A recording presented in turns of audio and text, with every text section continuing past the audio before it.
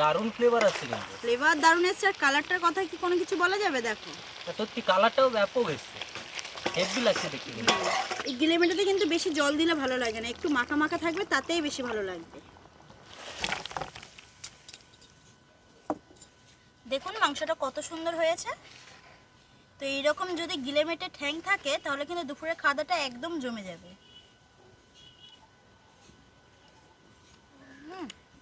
গরম গরম দারুণ লাগছে।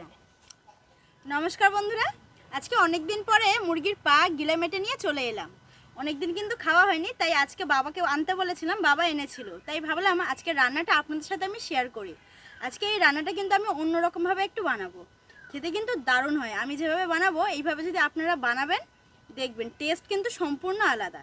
তো এখানে কিন্তু মুরগির পাগুলো আমি গোটা গোটা রেখেছি, মানে আগে থেকে পরিষ্কার করে নখগুলো কেটে নিয়েছিলাম। তো এরকম গোটা গোটা তো আর রান্না করবো না, তো এগুলোকে একটু ছোট ছোট করে আমি প্রথমে কেটে নেব। তো আপনারা পুরো রেসিপিটা দেখতে থাকুন, আপনাদের ভীষণ ভালো লাগবে। চলুন। আচ্ছা আচ্ছা, আমি বলছি এইসব জিনিস তো আবার অনেকে খেতে চায় না, তাদের জন্য কি বলবে? অনেকে খেতে চায় না, কিন্তু একবার যদি এটাকে মানে এগুলো যদি একবার রান্না করে খায় তাহলে কিন্তু আর মাংস খেতে ইচ্ছা করবে না। এর মধ্যে আরও একটা জিনিস মিসিং, যেটা আমার ভীষণ প্রিয়, সেটা হচ্ছে মুরগির গলা। অনেকে কিন্তু খায় না মুরগির গলা। তুমি কি খাও? আমি তো খাই না। আমাদের বাড়িতে অনেকেই খায় না, তবে আমার খুব ভালো লাগে মুরগির গলা খেতে। তবে এখানে মুরগির গলাটা নেই, এখানে শুধু পা আর এই স্টমাকই এনেছে। তো এগুলোকে প্রথমে আমি কেটে নেবো। চলুন পুরো রেসিপিটা আপনারা দেখতে থাকুন, আপনাদের ভীষণ ভালো লাগবে। এই দেখুন এগুলো কিন্তু অনেক বড় বড়, আর দেখুন গোটা গোটা আছে। তো আমি কেটে একটু ছোট ছোট করে নেব। এগুলো কিন্তু খেতে দারুণ টেস্ট লাগে, তবে রান্নার একটু পদ্ধতি আছে, যে হালকা মশলায় কষলেই যে ভালো লাগবে খেতে তা কিন্তু নয়। মশলা একটু চারি করে দিলে কিন্তু খেতে দারুণ লাগবে। যারা খায় তারা জানে এর টেস্ট কী। আমার মাংসর থেকে এই গিলেমেটে ছাট হলেই কিন্তু আমার অন্য কিছু লাগে না, এতেই আমার খাওয়া হয়ে যায়। এইভাবে ছোট ছোট করে কেটে নিচ্ছি।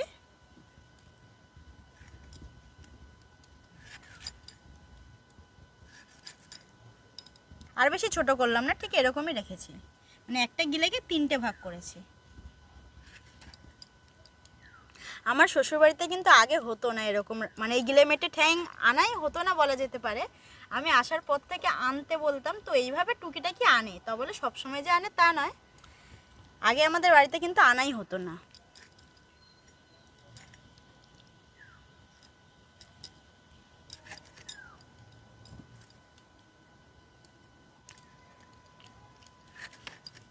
গিলেমেটেটাকে ঠিক আমি এইভাবে কেটে নিয়েছি। এবার পাগুলোকে ঠিক একইভাবে আমি কেটে নেব,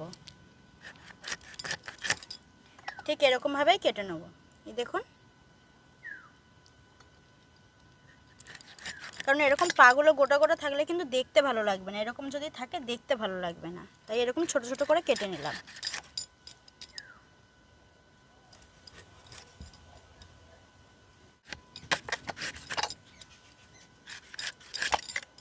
মাংসগুলোকে খুব সুন্দরভাবে কেটে নিয়েছে। এবার ধুয়ে নিয়ে সরাসরি উনুনের কাছে চলে আসব। উনুন জ্বালিয়ে সরাসরি একটা কড়াই চাপিয়ে নিয়েছি। এবার কড়াইয়ের মধ্যে দিয়ে দেবো সর্ষের তেল, একটু বেশি করেই দিয়ে দিচ্ছি। এই তেলে আলু ভাজবো, আবার এই তেলে আমি তরকারিটা করে নেব। তো প্রথমে আমি তেলে দিয়ে দিচ্ছি পরিমাণ মতো একটু লবণ, আর দিয়ে দিচ্ছি একটু হলুদ গুঁড়ো। এবার আমি কেটে নিয়েছি এরকম আলুগুলোকে, এগুলো দিয়ে আমি ভেজে নেব। তো আমি এই তরকারিতে আলু দিচ্ছি, আপনারা চাইলে নাও দিতে পারেন।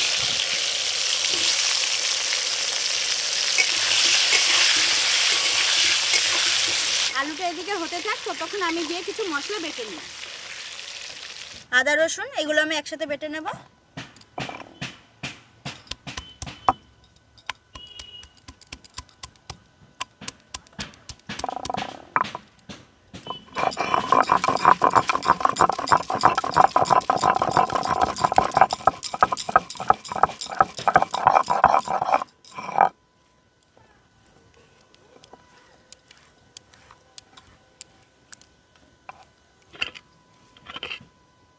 এরপর কিছুটা গোটা ধনে আর গোটা জিরে একসাথে বেটে নেব।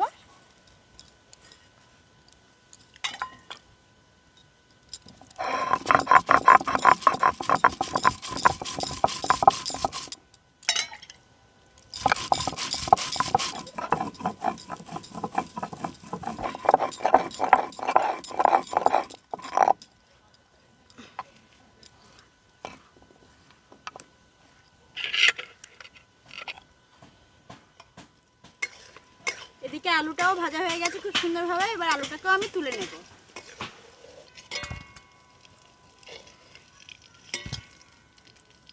এবার ওই একই তেলের মধ্যে ফোড়নে দিয়ে দিচ্ছি 2টো তেজপাতা, দারচিনি আর লবঙ্গ।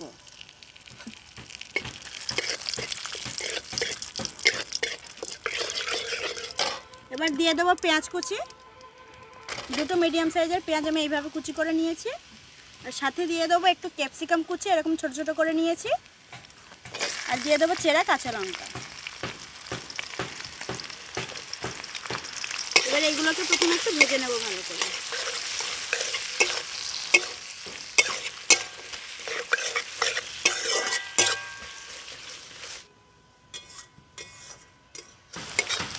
পেঁয়াজটা খুব সুন্দরভাবে ভাজা হয়ে গেছে। তো এবার আমি দিয়ে দেবো আদা রসুন বাটা, দিয়ে আবার একটু ভেজে নেবো। এতে করে কিন্তু আদা রসুনের কাঁচা গন্ধটা চলে যাবে।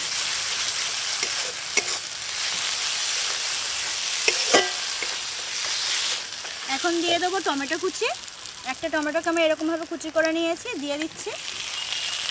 আর দিয়ে দিচ্ছি শিল ধোয়া জল। জলটা আমি এখন দিচ্ছি, তা না হলে মশলাটা তলায় ধরে যাবে। আর দিয়ে দেবো গোটা জিরা আর গোটা ধনে বাটা,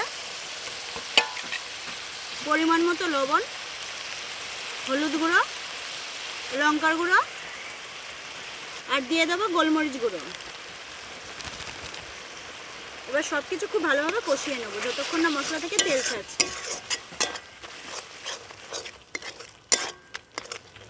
বন্ধুরা, আজকে আমি যেভাবে মশলাটা কষিয়ে গিলেমেটিটা রান্না করছি, আপনারা একবার এই গিলেমেটে এনে এইভাবে পুরো রান্নাটা করবেন, দেখবেন দারুণ হবে। আর তারপরে আমাকে কমেন্টে জানাবেন যে কেমন হয়েছিল। পুরো রান্নাটাই কিন্তু নির্ভর করছে এই মশলা কষাটার উপর। মশলাটা যত ভালো করে কষা হবে, টেস্ট তার দ্বিগুণ বেড়ে যাবে।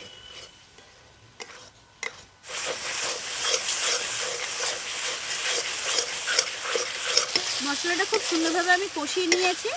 মশলা থেকে তেলটাও ছেড়ে গেছে। আর দেখুন মশলার কালারটা কত সুন্দর এসছে। তো এবার আমি এই মশলার মধ্যে দিয়ে দেবো মুরগির পা আর গিলেমেটিটা। দেখুন কতটা জল বেরিয়েছে। তো এই জলটাকে কিন্তু দেবো না, এরকম হাতে হাতে তুলে দিয়ে দেবো।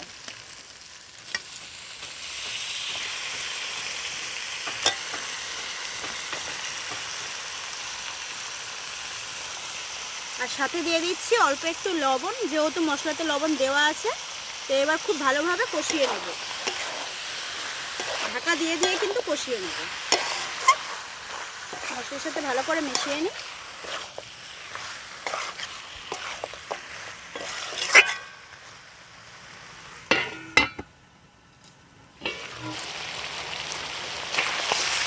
আস্তে আস্তে দেখুন মাংসটা থেকে জল ছাড়া শুরু করছে। এইরকম ঢাকা দিয়ে দিয়ে আমি কষিয়ে নেব। আবারও ঢাকা দিয়ে দেবো।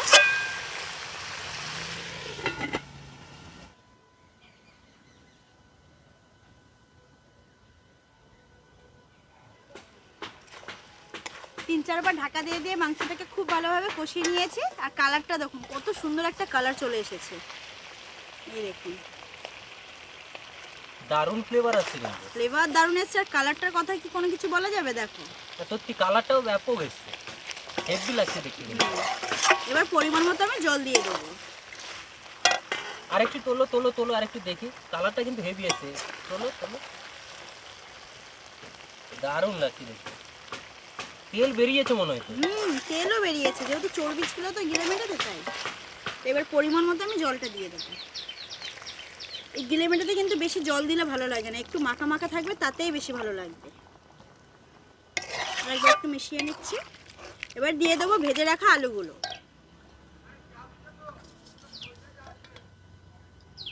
আবার একটু মিশিয়ে নেব।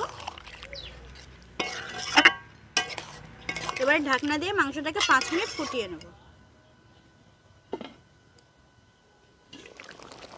5 মিনিট হয়ে গেছে, মাংসটাকে খুব ভালোভাবে ফুটিয়ে নিয়েছি।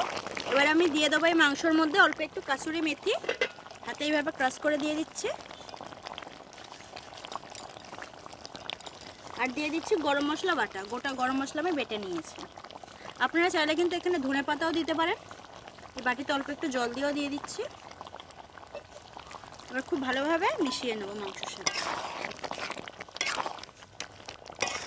বেশি ঝোল রাখিনি, একদম মাখা মাখা। ঠান্ডা হলে কিন্তু ঝোলটা আরও টেনে আসবে। তো এবার আমি নামিয়ে নেব। কি ফ্লেভার উঠছে, দারুণ কাসুরি ফ্লেভার মেথি, উঠছে। কাসুরি মেথিটা দেওয়ার জন্য কিন্তু আরও বেশি সুন্দর ফ্লেভারটা উঠলো। হয়ে গেছে, এবার নামিয়ে নিচ্ছি। দেখুন মাংসটা কত সুন্দর হয়েছে। তো এইরকম যদি গিলেমেটে ঠ্যাং থাকে তাহলে কিন্তু দুপুরের খাওয়াটা একদম জমে যাবে।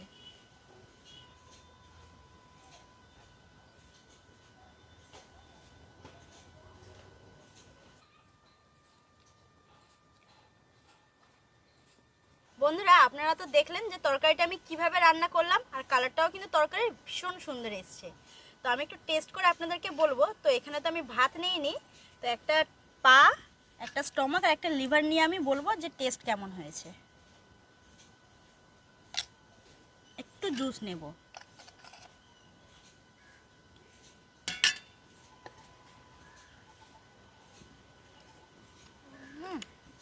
গরম গরম দারুণ লাগছে। আমি যেভাবে রান্নাটা করেছি, এটা শুধু ভাত নয়, যদি ফ্রাইড রাইস বা আমরা কিন্তু ফ্রাইড রাইসের সাথে মাংসটা খাই, তবে গিলেমেটেটা খাই না। তবে এইভাবে যদি বানান ফ্রাইড রাইসের সাথেও কিন্তু দারুণ যাবে। আর যদি পরোটা থাকে সাথে, উফ, মজাই এসে যাবে।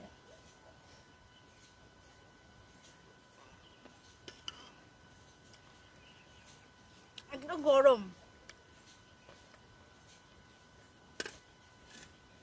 বেশি কিছু বলবো না। যারা এই পা, স্টমাক এগুলো খেতে ভালোবাসে তারা জানে যে টেস্ট কতটা।